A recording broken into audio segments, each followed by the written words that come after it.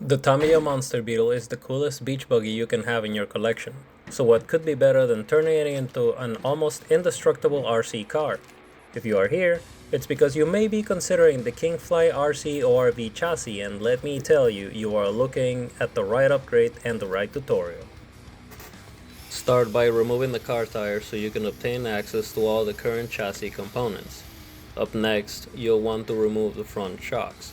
These are held in place with cross-point screws, a washer, and a nut. Once the hardware is removed, I personally like to pre-assemble it so I know what hardware is needed during reassembly. Remove the front bumper by removing 3 screws from underneath it. Up next, you'll want to remove the servo horn. This is normally held in place by an Allen head screw. Now that the servo horn has been removed, you can access the lock nuts on the back side of the front damper and remove it by removing 2 cross-point screws with 2 lock nuts and the front retaining screw.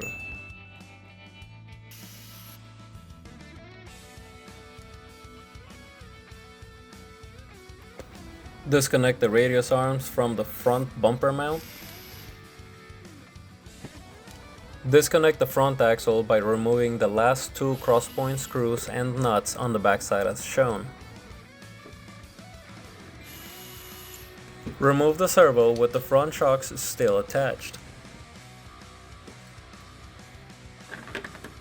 Remove the suspension mount brackets by removing 2 screws from each side as demonstrated.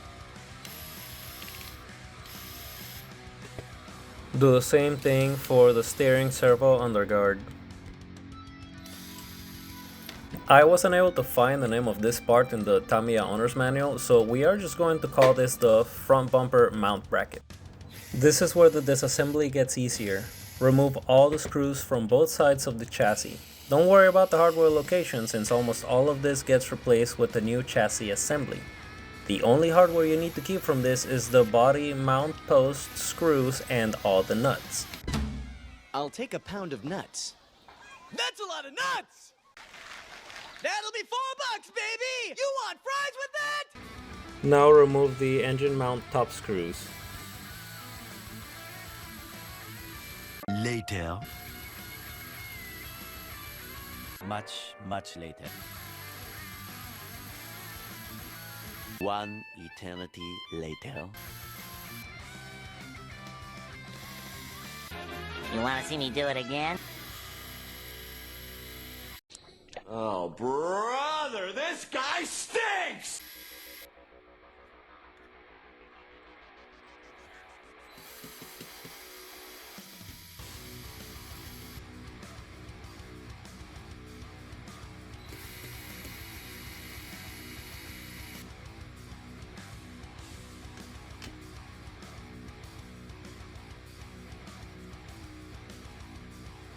Remove the trailing arm retaining caps, that way you can remove the trailing arms later.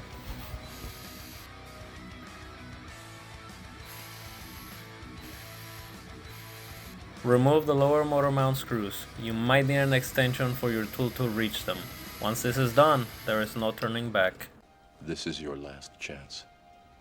After this, there is no turning back. You take the blue pill, the story ends. You wake up in your bed and believe whatever you want to believe. You take the red pill, you stay in Wonderland, and I show you how deep the rabbit hole goes. If you stayed after that warning, that's awesome. I made this tutorial to help out other RC enthusiasts.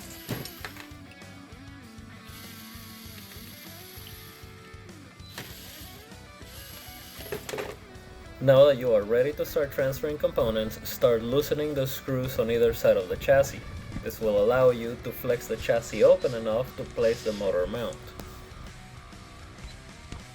Before you start mounting the motor, you want to place the trailing arms and the chassis to help you hold the motor mount in place before securing it with the mounting rods. If you do this backwards, it will be harder later to install the trailing arms.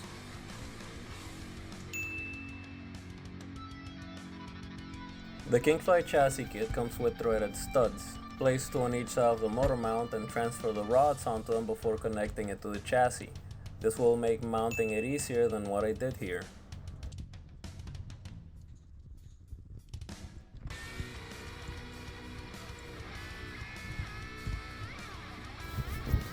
Remember what I said about transferring the motor mounts?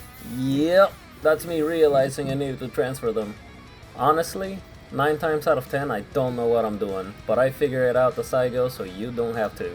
So, if I'm helping you, just let me know by giving me a like and consider subscribing to my channel.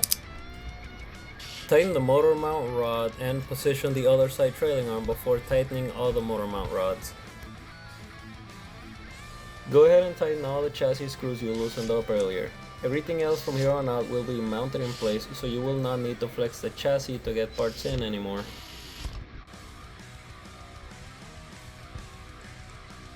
I'd like to shout out to 2 people for making this video possible. My dad is a big fan of the Tamiya forums, so he got me the chassis and the upgraded trailing arms to make content for you guys. And my friend over at RC Rascal gifted me the DeWalt cordless driver you see me using. If you like rock crawling RC content, check out his channel. He's got what you're looking for.